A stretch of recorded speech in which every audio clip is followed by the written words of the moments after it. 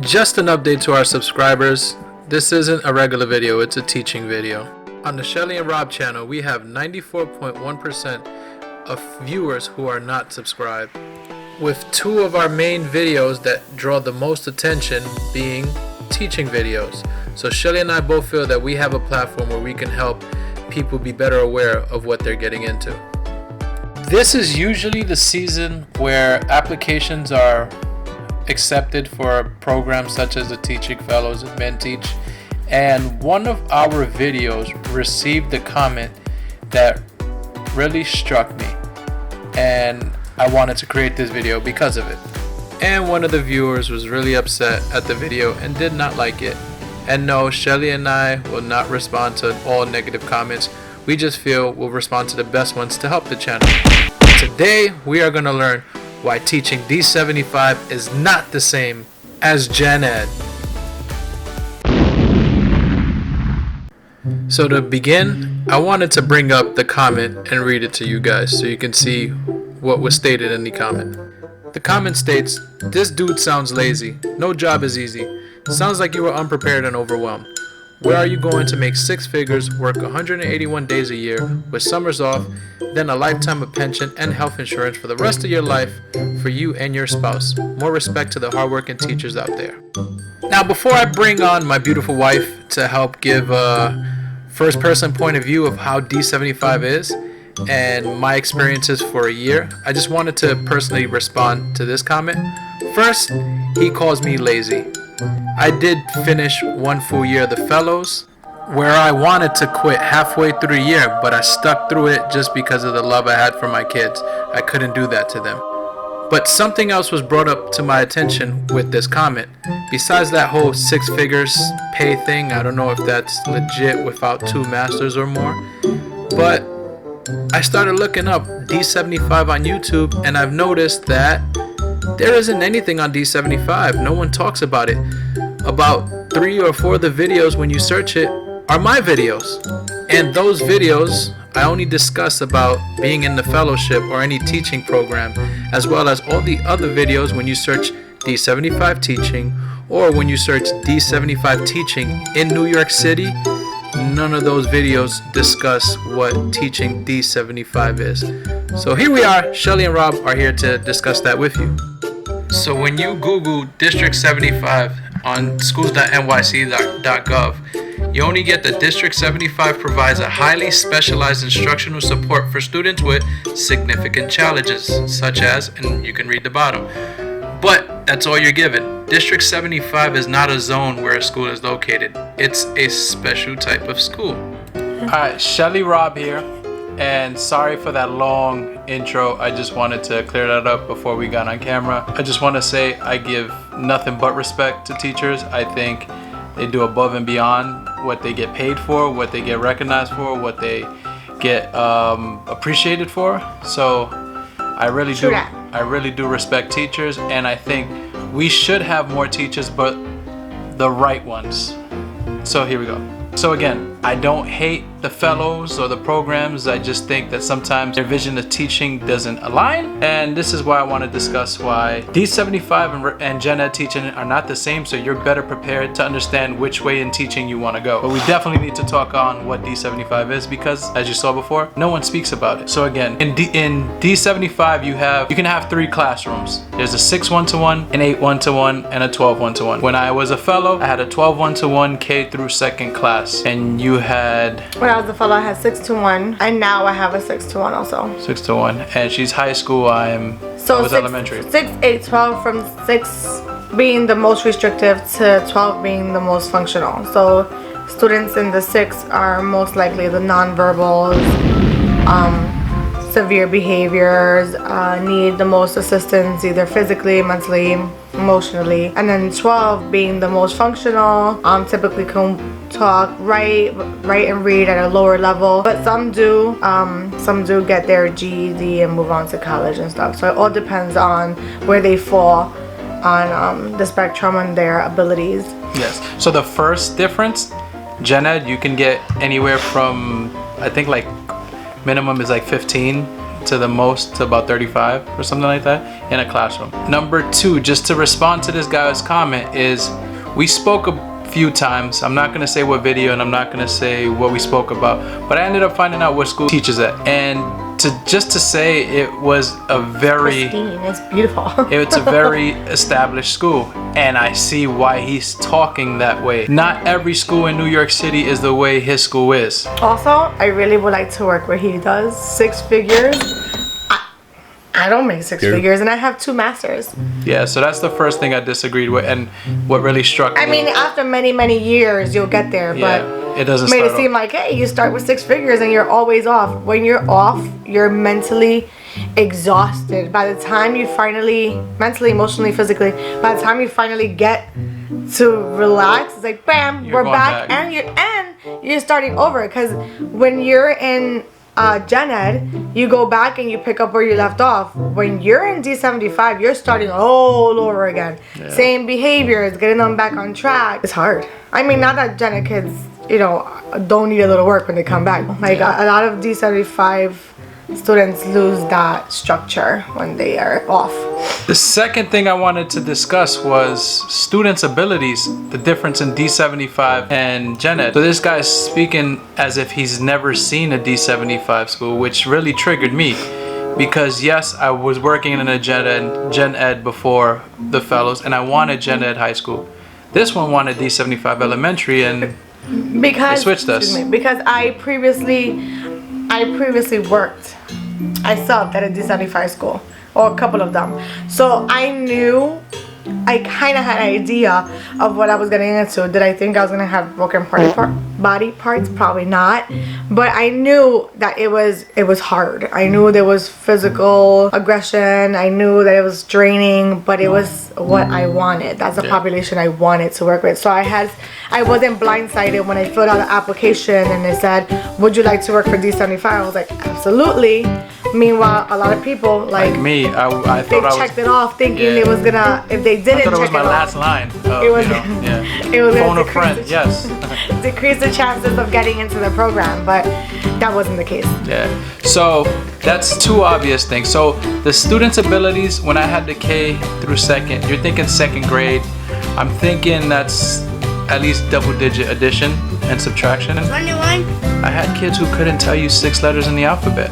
I had kids who were... I have kids now that are 18 to 21 that still can't give you 6 letters of the alphabet. Yeah, so again, that's not Gen Ed. That's not the ideal teaching you see in movies and what you think of with a teacher with a chalkboard or a smart board teaching 30 kids, giving homework and all of that. It's not the same. D75 They're both difficult.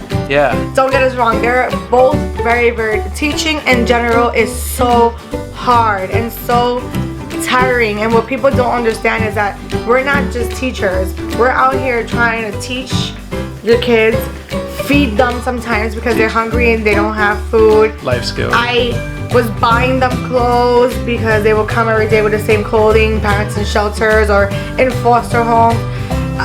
We literally are second parents to these kids. Yeah. They are kids. Those are my kids. So it's the same for Gen Ed, I believe. Yeah. No, that's what I'm saying. Teachers in general, I understand. But I mean, it's a little different, being that we need to be more hands-on.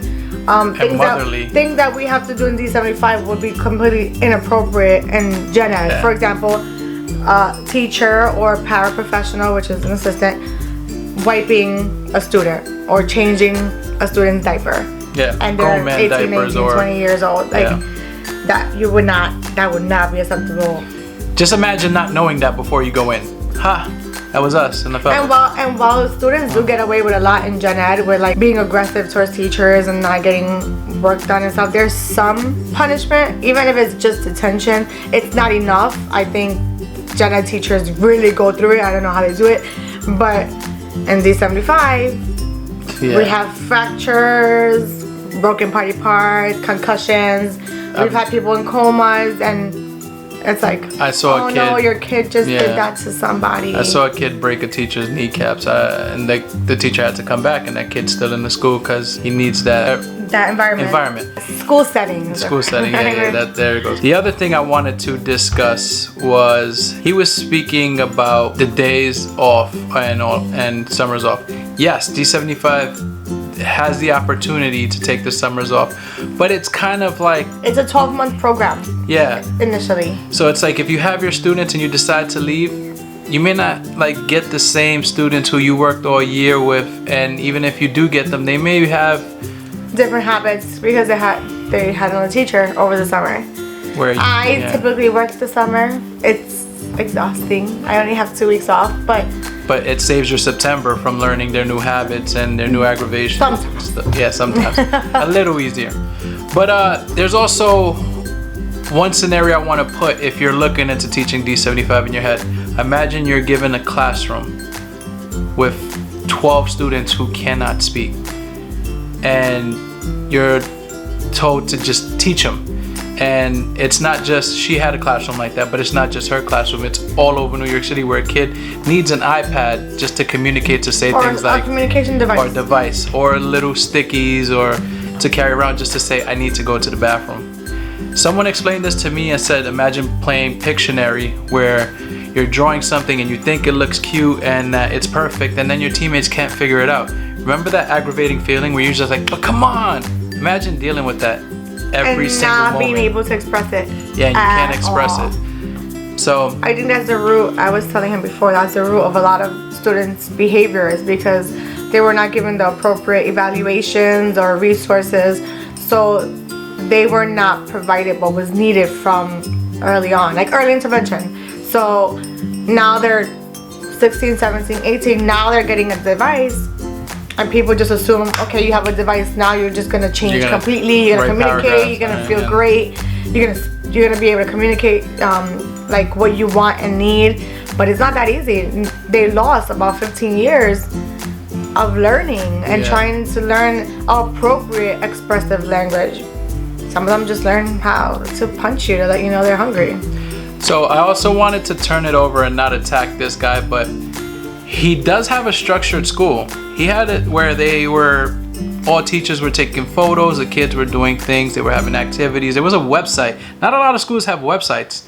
I mean, they do, but it's like, but it's not. It looks like nothing. It's not updated. They don't really care for it. Not a lot of schools do have that. But just think about this guy. You think he's leaving next year? You think he's trying to find another job? How about the other 30 or 40 teachers are in that school? They're not leaving. There's only one good school for every, I would say, 50. Mind you, in a lot of schools by us, not only mine, like a bunch of schools that my friends work at, teachers are leaving mid-year. Paras are leaving even faster. A lot of people are leaving because they cannot handle it because they did not know what they were walking into. They saw DOE, great, benefits, off, just Summers, like other weekends, people think. Like other people think. And they went in there blindsided. And that's what this channel, this series is about, because our channel was just us, but then I always felt that since she completed the fellowship and I went halfway and was like, nah, you guys get the two perspectives of why I quit and why she succeeded. Yeah, because the person who commented also said that, he was fearful. The reason why he said that was because he was fearful. I was lazy and overwhelmed and underprepared. You were underprepared and overwhelmed because you didn't have a video like this for someone to tell you what to expect. So the videos that we made were not to scare people away from teaching. They were to give light to certain things to look at, so you're educated enough to make an educated decision whether or not this is the field you want to go into and the setting you want to go into. It takes a lot, and it does a disservice to not only yourself but the school and the kids if you're going in blindsided and then you're zipping out because you couldn't understand or felt overwhelmed or weren't given the credit or the appropriate support that you needed. So we thought it was important to share it. By no means are we scaring people to leave teaching or not take teaching as a career. It is a beautiful career. It's a rewarding career. I think we need a lot more teachers, but educate yourself. Look into it. and really understand this is what you want, and look for a really good school. Every school is gonna have their faults, but if you're not in a supportive school, you will crumble. Yeah. Another thing I wanted to state was in D75, I mean, every teacher is a mandated reporter, let's say that. But in D75, you're basically a mandated reporter to the max, because all your documents on each student is probably triple the amount of a gen ed teacher, and all of that is on you. From IEPs only to because they have behaviorals. like the our D75 some gen ed kids have services too. Yeah. Our D75 kids have a lot of services, so we need to have the services, how many times a week, Your goals. how long, a goal for every subject, a goal vocational, Not just for every subject, maybe three goals for every subject. communication. They broke it down now, and you need to enforce those goals and enforce that therapy. If the student is not receiving it and you have You're out not of stayed on compliance. top of it, you're done. And they'll rip you apart. They come for impartials like it's, Yeah. which I understand. A parent who's on top of things wants what's best for their kid Yeah. and what they deserve. So I get it, but it's hard. But I don't want you to be like me. That's the thing. If I can do anything, and if I can get a job out of helping people out on YouTube, of course I would love to do it. But I don't want you to be like me, where I thought it was a great opportunity, and then I hate paperwork, and the first day of teaching they hand me a book like this and said, look at the dates, these are the deadlines, and they need to be in. Also, do your classwork that is due for the fellowship, and then you're just like, whoa, 18 deadlines due by 3 weeks. What the hell am I gonna do next? So it just becomes overwhelming. I don't want you to be in that situation just like me. Because then we could avoid this, and then you wouldn't like have to make YouTube videos and try to compete with me either. So, but Teaching is just exhausting. Yeah. It's so exhausting, but loving these kids is like, it's innate. You learn to love them when you meet them. Some of them will make you want to punch yourself, but you still love them. Yeah, That's it's just a- their personality. It's teaching with Jenna like that. It's just that Teaching in general. you need to be more fatherly and motherly Very. in other ways from Gen Ed teaching in D75. You have to literally be. Yeah. Treat them as, you always treat your students as if you would want your own kids to be Yeah. treated. But in D75, you actually have to be a parent to them. Or a guardian with the diapering, and some of them were teaching how to walk. Yeah, it's Talk, eat.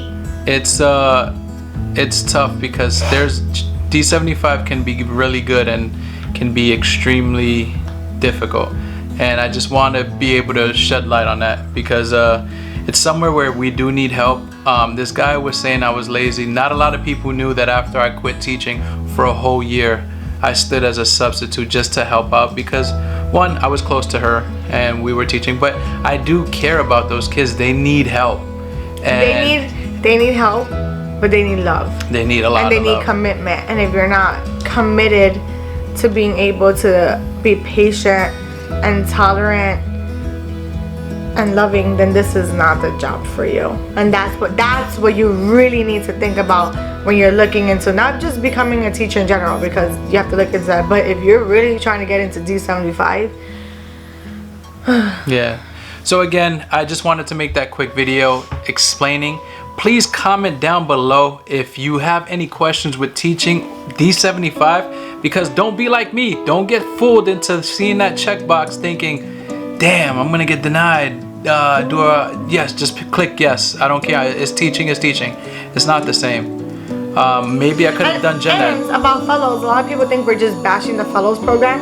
We're not. Fellows gave me the opportunity of a lifetime. I owe nothing for my second master's. Great. But it is very, very hard. It is very hard. It takes a lot of time. It takes a lot of energy, a lot of commitment. Excuse me. You're doing school and work and Social life, paperwork parents, and all trying of to that live, stuff. Yeah. and it's hard. And if you're going through the training process, you do not get paid during that time. It's not that small little stipend, and you must leave your job. So And it's not guaranteed. Excuse me. It's not guaranteed that you'll pass PST. Yeah, PST. PST. This is real. It's not us trying to tell you, oh, don't do it. It's us telling you this is what's gonna happen. So if you're ready, you're ready. And if you're not, you need to take time. Yeah, because I've said it in other videos. At the end of this, I'm gonna put the playlist for all the fellows that we had. Again, comment down below, because every time you guys comment, I get to understand things that are asked by the community. Let's say, like what was PIP, if you know what PIP is, and you can help others that are looking through it. Yeah, because I don't remember everything from 3 years ago. I know there was so much. I don't remember, like I can't remember everything, but I remember stressing the hell out about everything. So yeah, so just please share this, like it. If you know of anybody going into the fellows or anything like that, or teaching D75, share this video, let us know, and please leave a like, subscribe, and we see you later.